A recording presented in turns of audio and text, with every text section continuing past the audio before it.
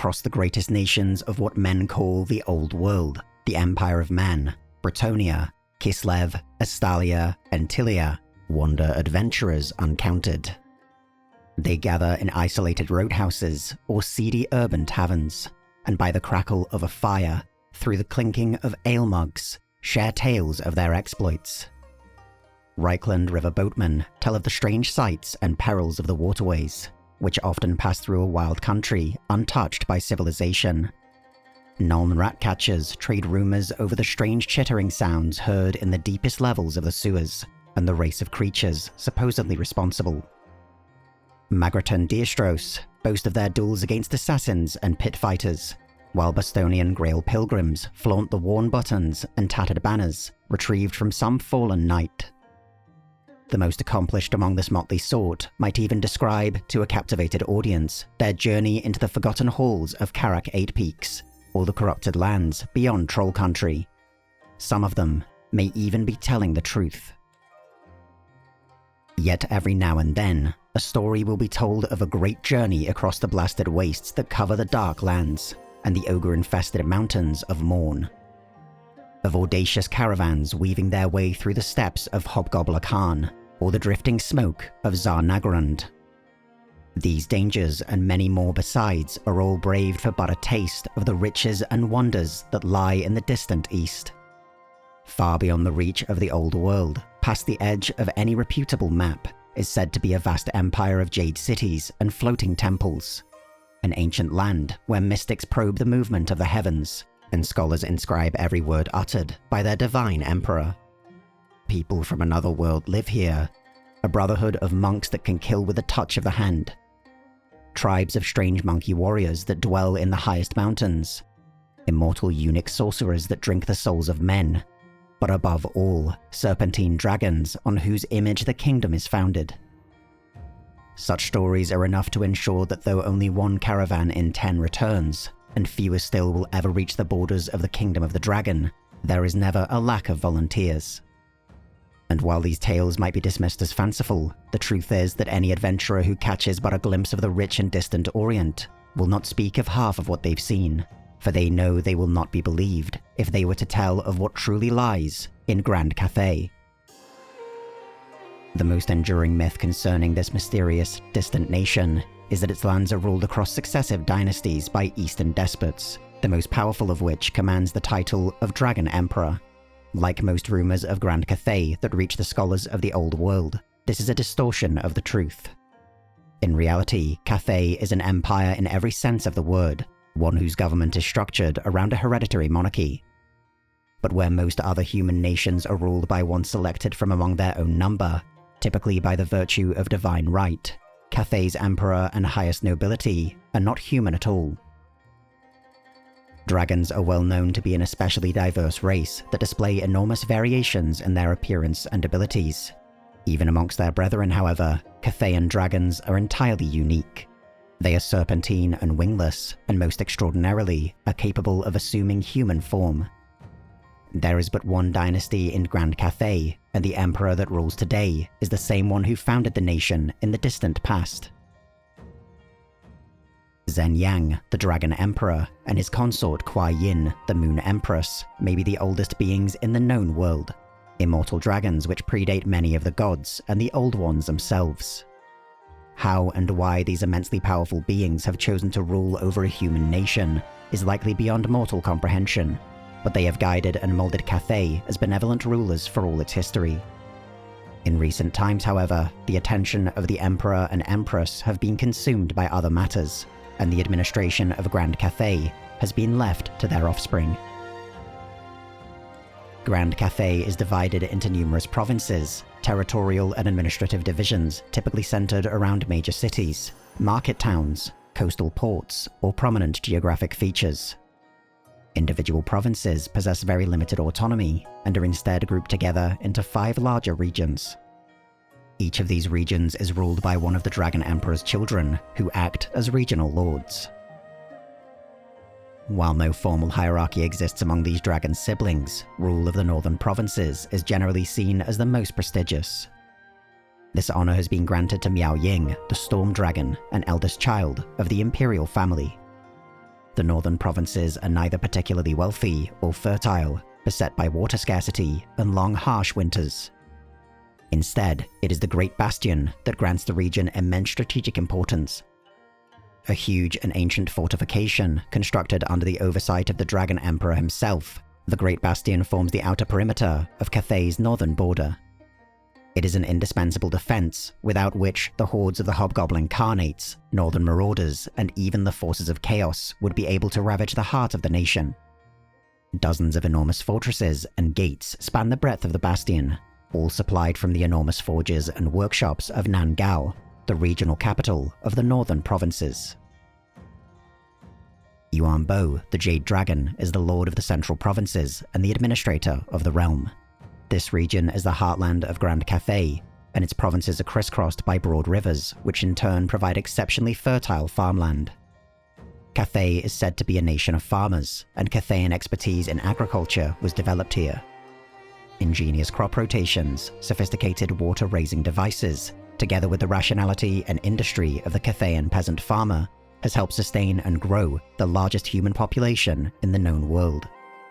Harvested crops are then transported along the many rivers which serve as highways.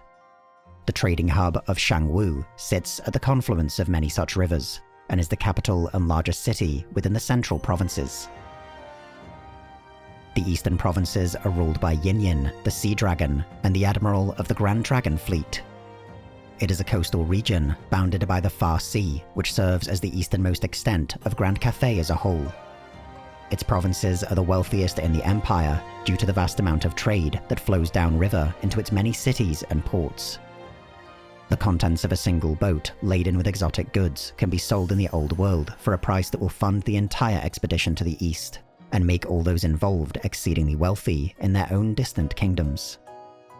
The eastern provinces, therefore, and in particular the largest port of Fuchao, are home to the largest population of foreigners, especially high elves.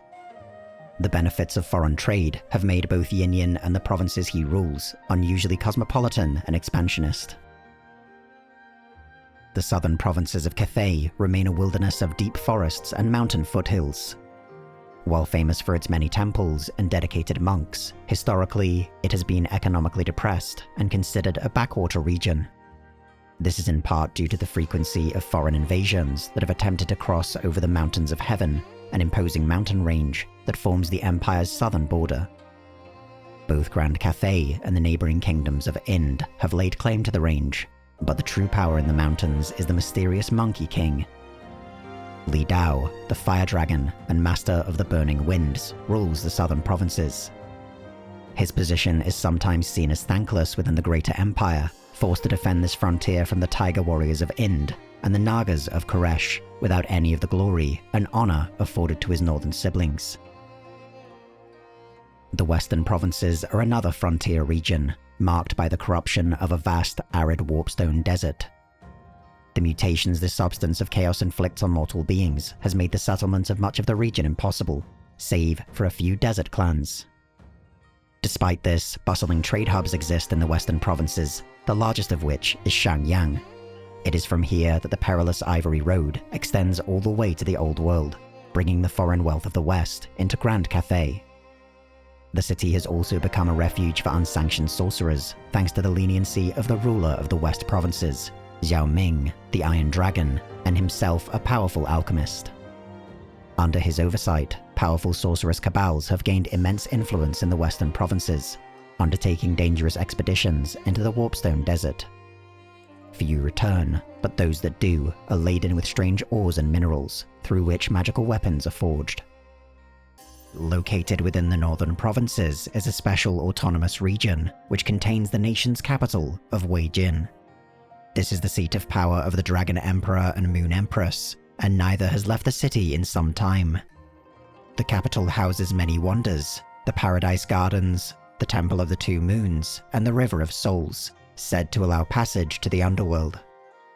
Yet its greatest treasure might be the Wujing Compass, a device able to direct the flow of the winds of magic across all of Grand Cathay. Within each region of Cathay, the dragon siblings are subservient only to the Emperor and Empress. Though they rule with absolute authority over their respective provinces, They rely on a special elite of human scholar officials to handle routine administrative tasks. While relatively rare, some among their number are the progeny of the dragon's siblings, and known as the dragon-blooded. They often rise to positions of power due to respect for their heritage, but also through their innate talents in warfare, sorcery, and governance. The remainder are simply those among the native Cathayan population who have displayed an aptitude for the tools of statecraft, calligraphy, history, literature, diplomacy, and war. Chief among their number will be the Lord's Magistrate, selected by careful government inspection to command armies or rule cities.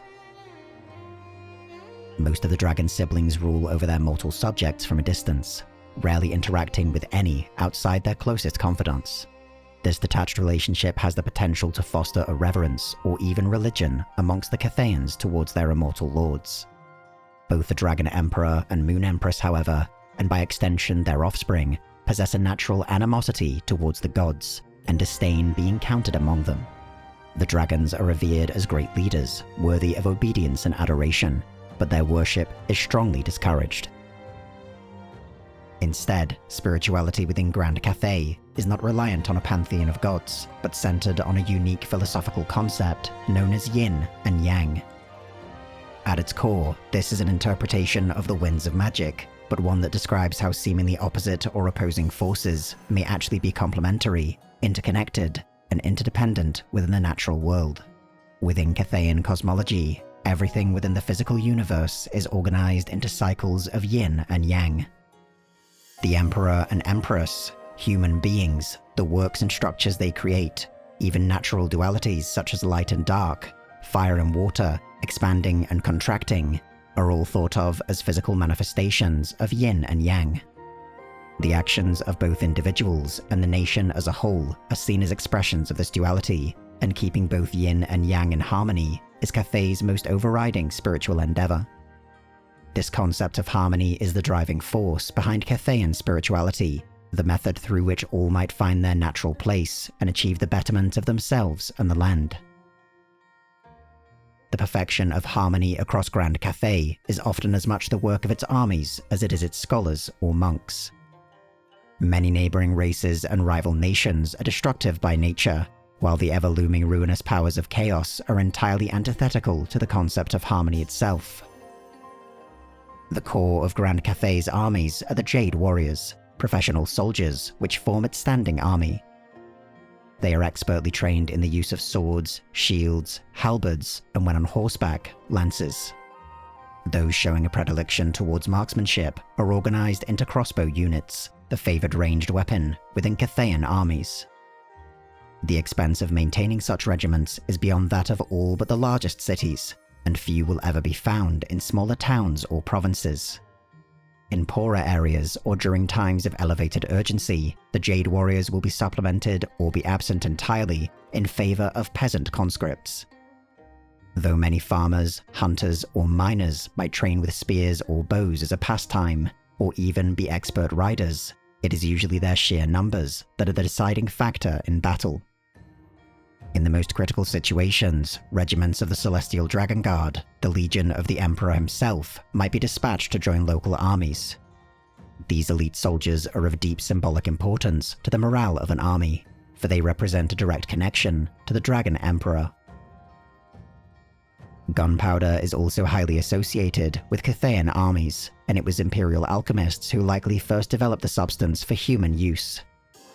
Crane gunners utilize a specially developed long-barreled rifle, difficult to use proficiently, but lethal at extraordinary range once it has been mastered.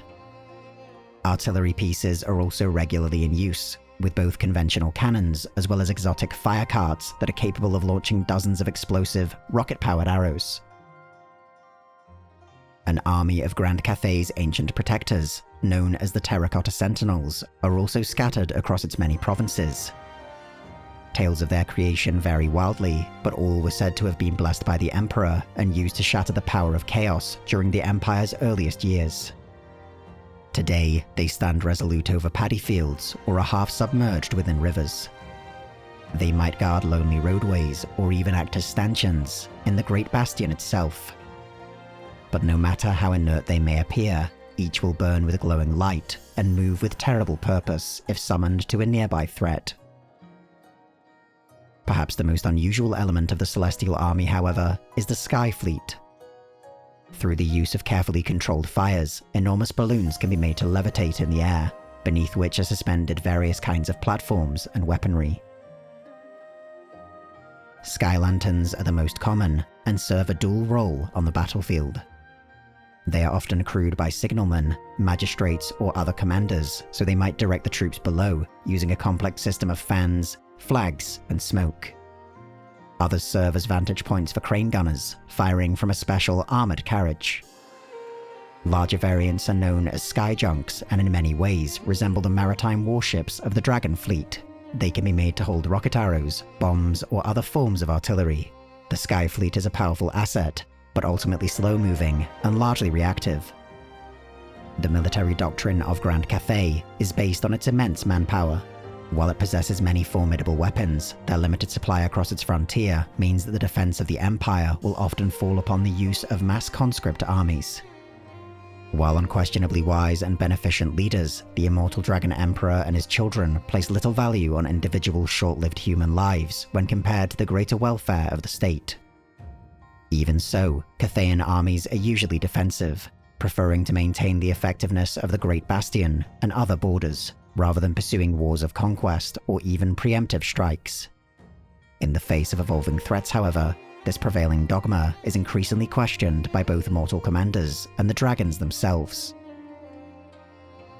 Indeed, it was aggressive military action that initially formed the Empire. While the exact details of how the Dragon Emperor united the many tribes and peoples of Cathay have been lost to legend and entropy, he was unquestionably forced to contend with both rival warlords and the followers of the ruinous powers.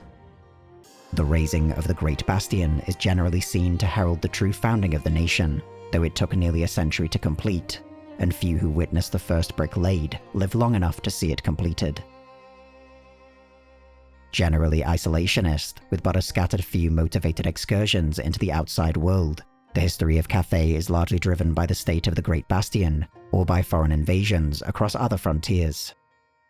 Both natural disasters and enemy armies have at times succeeded in breaching the Great Bastion, and great hordes of human barbarians, orc warbands, and ogre tribes have all rampaged across the heart of the nation, before eventually being driven back. Its greatest crisis emerged from a combination of such threats. Several centuries after he founded the nation, the Dragon Emperor, together with the Moon Empress, disappeared, and Grand Cathay fractured in their absence. The natural competition between the Emperor's children escalated into open war, and the provinces turned into warring states. Unable to defend the nation's borders, a great chaos host breached the bastion in the north, while the Monkey King seized power in the capital itself and claimed dominion over the empire. Such an act was enough to shock the warring siblings into laying aside their grievances and uniting to retake their father's throne.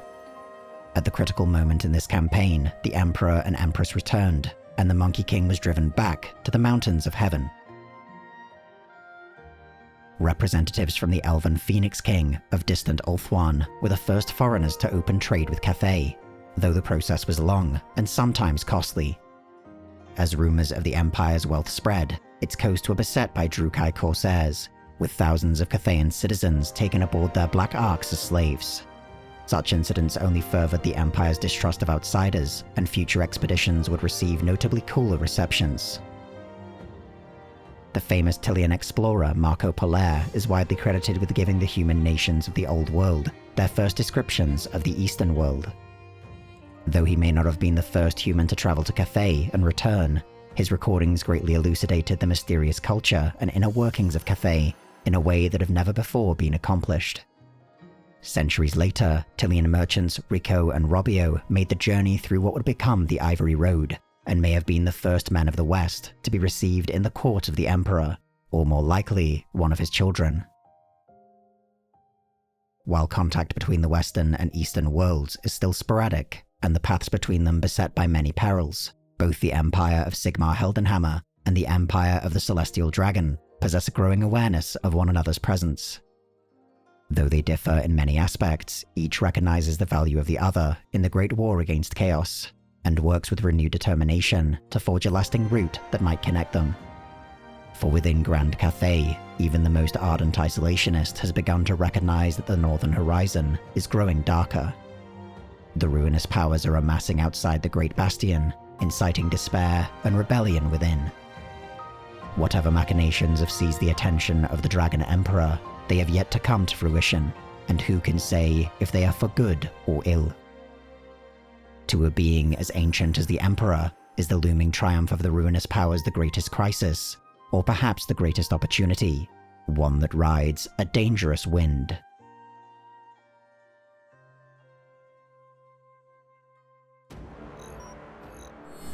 Thanks to Creative Assembly for supporting our expedition across the Ivory Road to the distant lands of Grand Cathay. Yet in many ways, our journey is only beginning. Join us 1 hour after this video went live on our Twitch channel, where we'll be leading the defense of the Old World and attempting to maintain a stable route to the Empire of the Far East.